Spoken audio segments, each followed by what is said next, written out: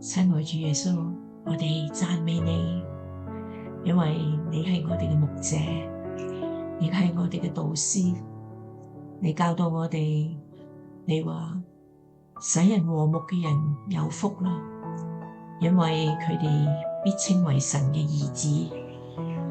係啊，喺現今嘅世代裏面，充滿咗壓力，夫妻之間、同事之間、父母之間、弟兄姊妹之間等等嘅關係，都有好多嘅張力。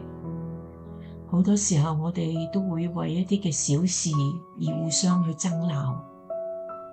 求主幫助我哋先被提醒，因耶穌你嘅愛去愛其他嘅人，要做一個和平嘅使者。我哋咁樣嘅祈禱係奉主耶穌你自己寶貴名字，阿門。